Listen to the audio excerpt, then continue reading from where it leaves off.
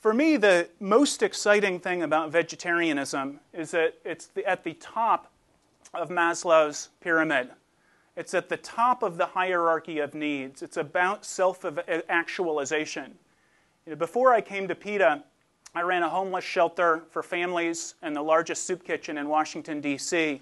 For a little over 6 years.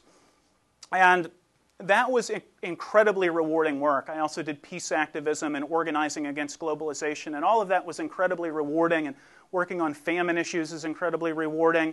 But it's hard, hard work, and seeing results is very difficult. But veganism is about casting your lot against global poverty, against environmental degradation and pollution, against cruelty to animals, and you have the opportunity to do that at every meal. It doesn't even take you any extra time or any extra effort. It's about self-actualization, and each time we're sitting down to eat, saying, this is who I am in the world.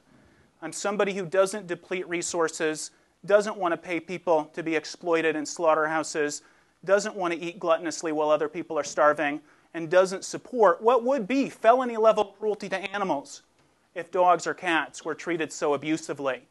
I think veganism is the self-actualization diet. I want to close by, we have all of these FAQs at goveg.com, and if you go down them and you ask them, none of them respond to, there are all of these hypotheticals and all these, what are you going to do here, what are you going to do there, what about this? None of them respond to the basic question, I don't want to support cruelty to animals unnecessarily. The CEO of Whole Foods, and they sell a lot of meat, but he won't eat any of it. He says, there's one argument that you just can't get around. Eating meat causes animals to suffer needlessly. I don't have to eat meat to survive, so I'm not going to do it. And when we have conversations with people, I have 12 of this shirt. It says, ask me why I'm vegan. So if you see me 2 days in a row, I do have 12 of them. It's not that I don't bathe or wash my clothes. And so I get into conversations with people a lot, and I just keep steering it back.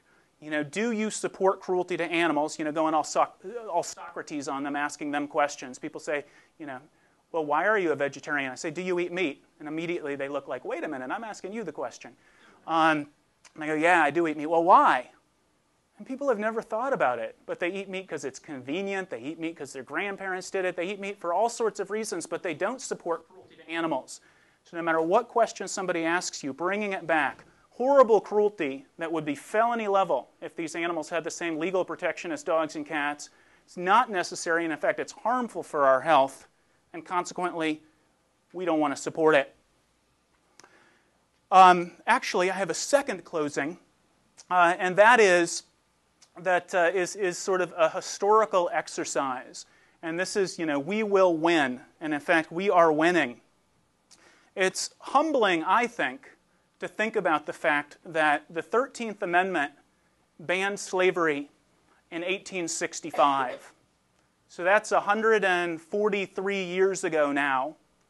Socrates said the unexamined life is not worth living 2,500 years ago. So for 2,350 years after Socrates, human beings said holding other human beings as slaves is acceptable.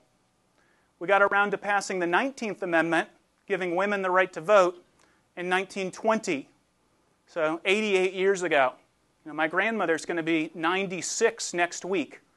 She was still alive when there was a spirited debate in Congress about whether these irrational creatures, more than half the people in this room, whether the Union would dissolve if y'all were given the right to vote. So Socrates 2,500 years ago, 2,400 years, it's just the way, Bible says women should be seen and not heard, right? Physiologically, they just don't have the brains to be able to understand governance. And now pretty much everybody is not going to justify slavery or the subjugation of women. And it's, historically speaking, 150 years is that. And if you look at the victories of the animal protection movement and just the science in the last 10 years on animal cognition, we are making lightning speed progress by comparison to past social justice movements. I believe that this is the abolition for our century, animal rights. I believe that PETA is far and away the best animal protection organization that exists. I feel like I hit job lotto coming to work at PETA. My dad sent me this plaque. It says, "Find a job you love and you'll never have to work a day in your life." And that's what PETA is to me. And I'm thrilled that all of you have joined us and are going to be a part of the fight, and we'll be a part of the fight together. So thank you very much.